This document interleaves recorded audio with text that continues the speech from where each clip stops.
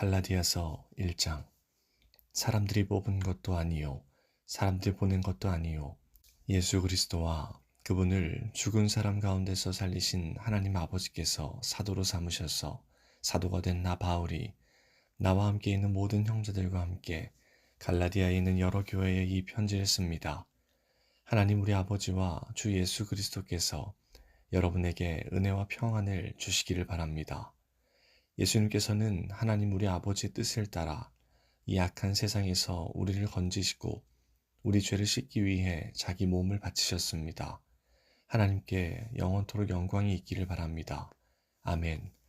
하나님께서 그리스도의 은혜로 여러분을 부르셨는데 여러분이 이렇게 빨리 다른 복음을 믿는다고 하니 놀라지 않을 수 없습니다. 실제로 다른 복음은 없습니다.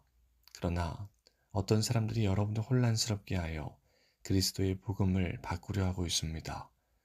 우리는 여러분에게 복음을 전했습니다. 그러므로 우리든지 하늘에서 온 천사든지 우리가 전한 복음이 아닌 다른 것을 전한다면 그는 저주를 받아 마땅합니다. 내가 전에도 말했지만 이제 다시 말합니다. 여러분이 이미 받은 복음 외에 다른 것을 전하는 사람이 있다면 그는 저주를 받아야 합니다. 내가 사람의 마음에 들게 하려는 것처럼 보입니까? 그렇지 않습니다. 나는 오직 하나님의 마음을 기쁘시게 하려는 것뿐입니다. 내가 사람을 기쁘게 하려고 한다면 나는 그리스도의 종이라고 할 수 없습니다. 형제들이여, 내가 여러분에게 전한 복음은 사람들에게서 나온 것이 아니라는 것을 알기 바랍니다. 그것은 내가 사람에게서 얻은 것도 아니고 사람에게서 배운 것도 아닙니다. 그것은 예수 그리스도께서 내게 보여주신 것입니다. 여러분은 내가 어떻게 살아왔는가를 들었을 것입니다. 나는 유대교에 속한 사람이었습니다. 나는 하나님의 교회를 몹시 박해했을 뿐 아니라 아예 없애버리려고까지 계획했습니다. 나는 나와 나이가 비슷한 다른 유대인들보다 더 열심히 유대교를 믿었습니다. 또한 그 누구보다도 조상들의 전통을 지키는 데 열심이었습니다.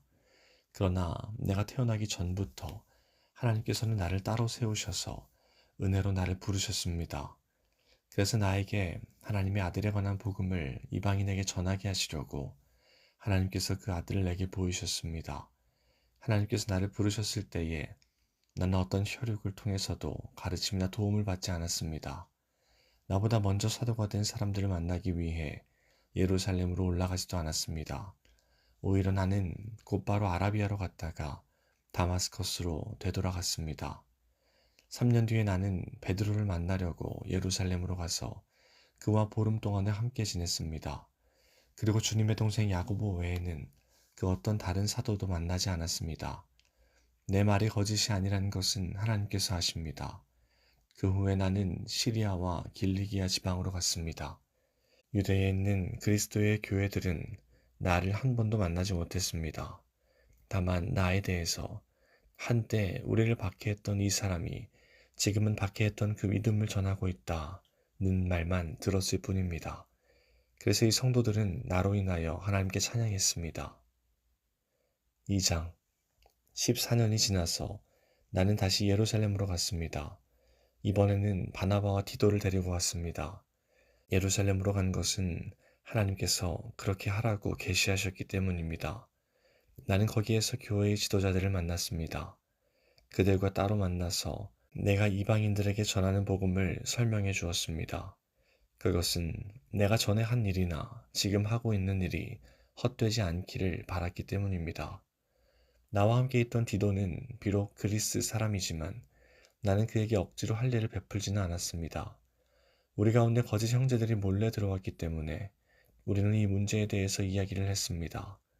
그들은 우리를 다시 율법의 종으로 만들고 그리스도 예수 안에서 우리가 누리는 자유를 엿보려고 정탐꾼처럼 끼어들었습니다. 그러나 우리는 그 거짓 형제들의 뜻을 조금도 따르지 않았습니다. 우리는 복음의 진리가 늘 여러분과 함께 있기를 바랐습니다. 저 귀하다고 하는 사람들도 내가 전하는 복음을 바꾸지 못했습니다. 그들이 귀한 사람이든 아니든 그것은 중요하지 않습니다. 하나님께서는 사람을 겉으로 판단하지 않으시기 때문입니다. 오히려 그 지도자들은 하나님께서 베드로를 통해 할례를 받은 유대인들에게 복음을 전하도록 하신 것처럼 내게도 할례를 받지 않은 이방인들에게 복음을 전하는 일을 맡기셨다는 것을 알게 되었습니다. 하나님께서는 베드로에게 유대인을 위해 사도로 일할 권리를 주셨고 내게는 이방인을 위해 사도로 일할 권리를 주셨습니다. 지도자로 인정받던 야고보와 베드로와 요한은 하나님께서 내게 주신 특별한 은혜를 깨닫고 바나바와 나를 인정했습니다. 그리고 그들은 바울과 바나바여, 그대들은 이방인에게 가십시오. 우리는 유대인에게 가겠습니다. 라고 말했습니다. 그들은 우리에게 한 가지, 곧 가난한 사람들을 기억해 달라고 부탁했는데 그것은 사실 내가 힘써 오던 일입니다. 베드로가 안디옥에 왔을 때 그가 잘못한 일이 있어서 내가 그를 대면해서 나무랐습니다. 베드로가 안디옥에 와서 이방인들과 함께 먹고 있는데 야고보가 보낸 유대인들이 오자 먹는 것을 그만두고 그 자리에서 물러갔습니다. 그는 할례를 받은 유대인들을 두려워했던 것입니다. 이처럼 베드로는 거짓된 행동을 했고 다른 유대인 성도들도 거짓된 행동을 했습니다. 심지어 바나바조차 그들의 거짓된 행동에 유혹을 받았습니다. 나는 그들이 복음의 진리를 따르지 않는 것을 보고 모든 사람 앞에서 베드로를 향해 베드로여, 당신은 유대인이면서도 유대인처럼 살지 않고 이방인처럼 살면서 어찌하여 이방인들에게 유대인처럼 살라고 합니까? 하고 말했습니다. 우리는 이방인, 곧 죄인이 아니라 유대인으로 태어났습니다. 하지만 우리는 율법을 따른다고 해서 의롭다함을 받는 것이 아니라 예수 그리스도를 믿음으로 의롭다함을 얻는 것을 압니다. 그래서 우리는 의롭다함을 얻으려고 그리스도 예수를 믿었습니다. 우리가 의롭다함을 얻는 것은 그리스도를 믿었기 때문이지 율법을 지켰기 때문이 아닙니다. 율법으로는 어느 누구도 의롭다함을 얻을 수 없습니다. 우리 유대인은 의롭다함을 얻으려고 그리스도께 나아왔습니다. 그리하여 우리가 죄인이라는 것이 밝히 드러났습니다. 그렇다고 해서 그리스도께서 우리를 죄인으로 만드시는 것입니까? 그럴 수 없습니다. 내가 이미 헐어버린 그것을 다시 가르친다면 그것은 틀림없이 내가 죄를 짓는 것입니다. 나는 율법을 위해 사는 것을 그만두었습니다. 나는 율법에 의해 죽었습니다. 내가 율법을 향해 죽은 것은 하나님을 향해 살기 위한 것입니다. 나는 그리스도와 함께 십자가에 죽었습니다. 이제는 내가 사는 것이 아니라 내 안에 계신 그리스도께서 사시는 것입니다. 내가 지금 내 몸 안에 사는 것은 나를 사랑하셔서 나를 구하시려고 자기 몸을 바치신 하나님의 아들을 믿는 믿음으로 사는 것입니다. 나는 하나님의 은혜를 헛되게 하지 않습니다. 율법으로 의롭다함을 얻을 수 있다면 그리스도께서도 죽지 않으셨을 것입니다. 3장 갈라디아 여러분들은 예수 그리스도께서 십자가에서 죽으셨다는 사실을 분명히 알면서도 남에게 속았으니 어리석기 이를 데 없습니다. 이 한 가지만 대답해 보십시오. 여러분은 어떻게 성령을 받았습니까? 율법을 지켜서 받았습니까? 아닙니다. 복음을 듣고 믿었기 때문에 받은 것입니다. 성령 안에서 살기 시작하다가 이제 와서 다시 자기 힘으로 살려고 하다니 여러분은 참으로 어리석습니다. 그렇게 많은 고난을 경험했는데도 그 모든 것이 다 헛일이었습니까? 그렇지 않기를 바랍니다. 여러분이 율법을 지켰기 때문에 하나님께서 성령을 주셨습니까? 아닙니다. 여러분이 율법을 지켰기 때문에 하나님께서 여러분에게 기적을 일으키셨습니까? 아닙니다. 하나님께서 성령을 주시고 기적을 일으키신 것은 여러분이 복음을 듣고 믿었기 때문입니다. 성경에도 아브라함에 대해서 같은 말씀이 있습니다. 아브라함이 하나님을 믿으니 하나님께서 아브라함의 믿음을 받으시고 그를 의롭다고 여기셨다. 그러므로 여러분은 믿음으로 사는 사람이 참 아브라함의 자녀라는 것을 알아야 합니다. 또 성경은 장차 일어날 일, 곧 하나님께서 이방인을 믿음으로 의롭게 하여 줄 것을 미리 일러주었습니다. 이 복음을 먼저 아브라함에게 전했는데 그것은 모든 민족이 너로 말미암아 복을 받을 것이다 라는 성경 말씀과 같은 것입니다. 아브라함이 이를 믿으니 그 믿음 때문에 복을 받았습니다. 누구든지 믿는 사람은 아브라함처럼 복을 받습니다. 그러나 율법을 의지하는 사람은 다 저주를 받습니다. 성경에도 이렇게 적혀 있습니다. 율법책에 적혀 있는 것을 다 지키지 않는 사람은 저주를 받는다. 율법을 통해서는 하나님으로부터 의롭다함을 얻지 못한다는 것이 분명합니다. 성경에 이렇게 적혀 있습니다. 의인은 믿음으로 말미암아 살 것이다.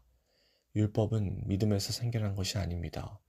율법을 지키는 사람은 율법으로 인해 살 것이다. 라는 말씀도 있습니다. 그리스도께서는 율법이 우리에게 씌운 저주를 거두어 가셨습니다. 그리스도께서 우리를 대신해서 저주를 받으셨습니다. 성경에도 이렇게 적혀 있습니다. 나무에 달린 사람은 다 저주를 받은 것이다. 그리스도께서 그렇게 하신 것은 하나님께서 아브라함에게 약속하신 복이 이방인들에게도 미치게 하기 위함입니다. 이 복은 예수 그리스도를 통해 옵니다. 예수님은 우리로 하여금 하나님께서 약속하신 성령을 믿음으로 받게 하기 위해 죽으셨습니다. 형제들이여, 예를 들어서 말하겠습니다. 사람들 사이에서도 약속을 맺으면 아무도 그 약속을 무효로 하거나 어떤 것을 덧붙일 수 없습니다. 하나님은 아브라함과 그 자손에게 약속하셨습니다. 그런데 하나님은 여러 사람을 가리키는 말로 그 자손들이라 하시지 않고 오직 한 사람을 가리키는 말로 내 자손이라고 말씀하셨습니다. 그 사람이 바로 그리스도이십니다. 내 말의 뜻은 이렇습니다. 하나님께서 아브라함과 맺으신 언약을 그보다 430년 뒤에 나온 율법이 없앨 수 없다는 것입니다. 만약 우리가 받을 유업이 율법을 통해서 온다면 그것은 약속에서 나온 것이 아닙니다. 하지만 하나님께서는 약속하신 것에 따라 아브라함에게 복을 베풀어 주셨습니다. 그렇다면 율법은 무엇을 위해 했습니까? 율법을 사람에게 주신 것은 하나님께서 약속하신 아브라함의 특별한 자손이 오실 때까지 죄가 무엇인지를 밝히기 위해서입니다. 율법은 하나님께서 중보자, 중개자의 손을 빌어 천사들을 시켜 만든 것입니다. 그러나 중보자는 한편에만 속해 있지 않습니다. 하지만 하나님은 한 분이십니다. 그렇다면 율법은 하나님의 약속과 반대되는 것입니까? 그럴 수 없습니다. 만약 사람에게 생명을 주는 율법이 있었다면 우리는 그 율법을 지킴으로써 의롭다함을 얻었을 것입니다. 성경에 온 세상이 죄에 갇혀 있다는 것을 보여주었습니다. 이는 믿음을 통한 약속을 주시기 위한 것으로 오직 예수 그리스도를 믿는 사람들만 받을 수 있습니다. 이 믿음이 오기 전에는 우리가 율법에 갇혀 있었습니다. 하나님께서 장차 올 믿음의 길을 보여주실 때까지 우리에게는 자유가 없었습니다. 그리스도께서 오시기 전까지는 율법이 우리의 선생이었습니다. 그러나 그리스도께서 오신 뒤에는 우리가 믿음으로 인해 의롭다함을 받을 수 있게 되었습니다.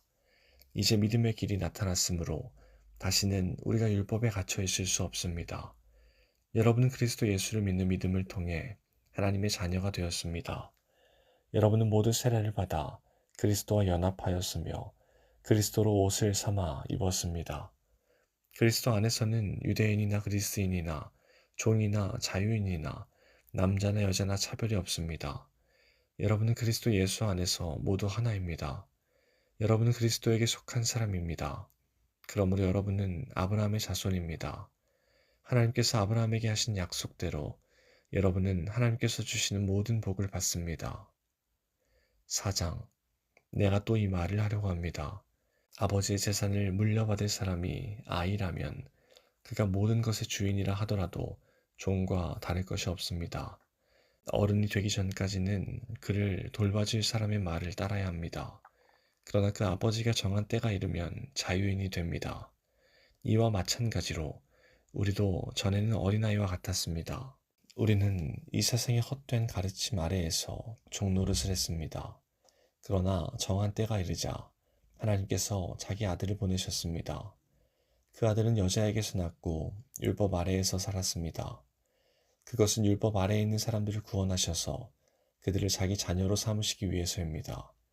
여러분은 하나님의 자녀입니다. 그래서 하나님께서 그 아들의 영을 여러분 마음에 보내주셔서 여러분이 하나님을 아버지, 사랑하는 아버지라 부를 수 있게 하셨습니다. 여러분은 이제 종이 아니라 하나님의 자녀입니다. 여러분이 하나님의 자녀가 되었으므로 하나님께서 여러분에게 유업을 주실 것입니다. 옛적에는 여러분이 하나님을 알지 못하여 사실 신이 아닌 것들에게 종노릇을 했습니다. 그러나 이제는 여러분이 참 하나님을 압니다. 그뿐만 아니라 하나님께서 여러분을 아십니다. 그런데 어찌하여 전에 여러분이 따르던 약하고 헛된 가르침으로 다시 돌아가려 합니까? 어찌하여 그런 것들에게 종노릇하려 합니까? 여러분은 아직도 날과 달과 계절과 해를 섬기고 있습니다. 그러니 내가 여러분을 위해 애쓴 것이 헛된 일이 될까봐 두렵습니다. 형제들이여, 내가 여러분과 같이 되었으므로 여러분도 나와 같이 되기를 바랍니다. 이제까지 여러분은 내게 잘해주었습니다. 여러분도 알다시피 내가 여러분에게 처음으로 복음을 전하게 된 것은 내 몸의 병 때문이었습니다. 내 병이 여러분에게는 짐이 되었을 텐데도 여러분은 나를 미워하거나 저버리지 않고 하나님의 천사나 예수 그리스도처럼 맞아주었습니다.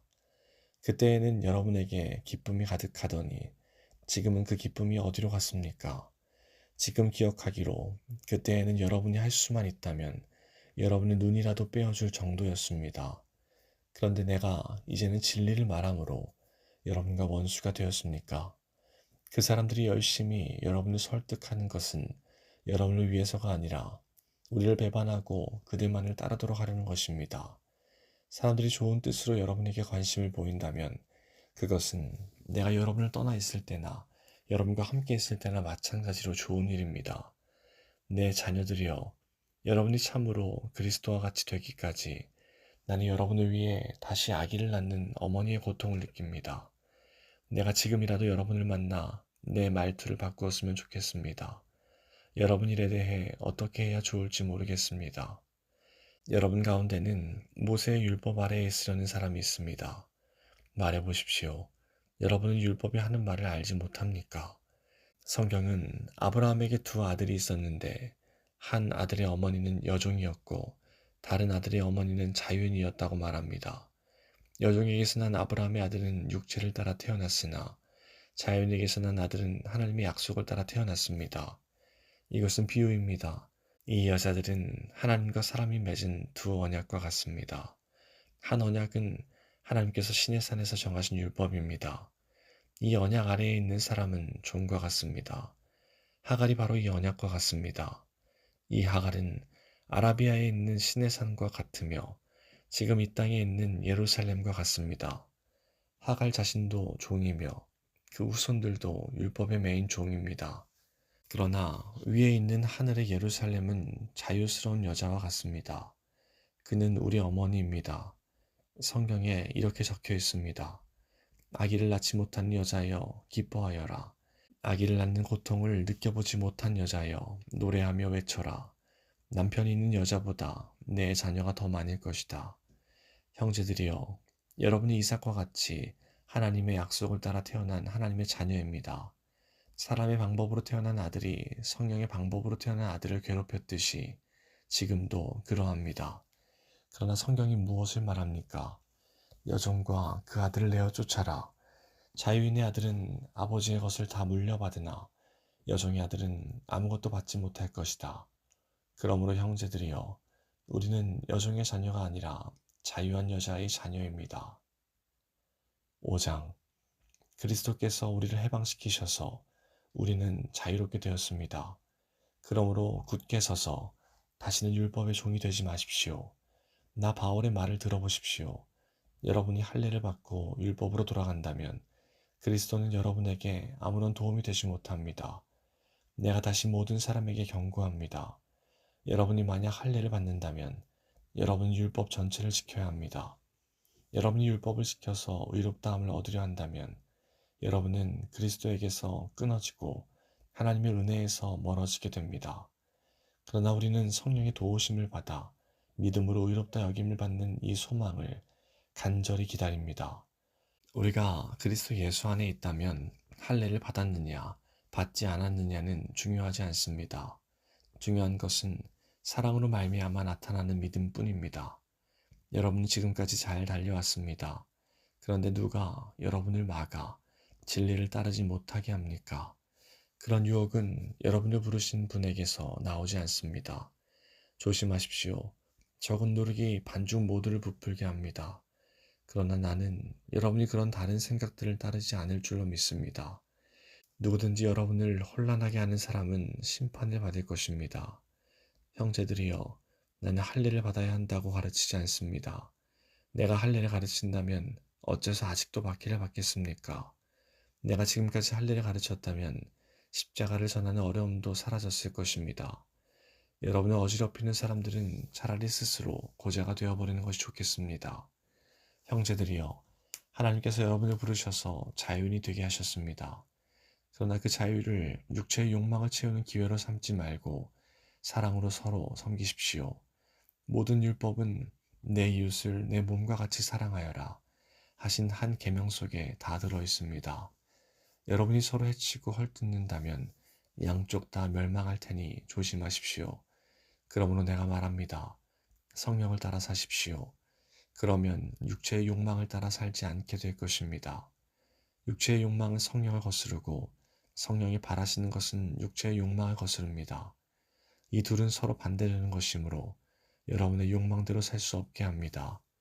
성령께서 이끄시는 대로 살면 여러분은 율법 아래에 있지 않게 됩니다. 육체가 하는 일은 분명합니다. 곧 음행과 더러움과 음란과 우상 섬기기와 마술과 미움과 다툼과 질투와 화내기와 이기심과 편 가르기와 분열과 시기와 술 취하기와 흥청거리는 잔치와 같은 것들입니다. 전에도 경고했지만 이제 다시 경고합니다. 이런 일을 하는 사람은 하나님의 나라에 들어가지 못합니다. 그러나 성령의 열매는 사랑과 기쁨과 평화와 오래 참음과 자비와 착함과 성실과 온유와 절제입니다. 이런 것들을 금지할 율법이 없습니다.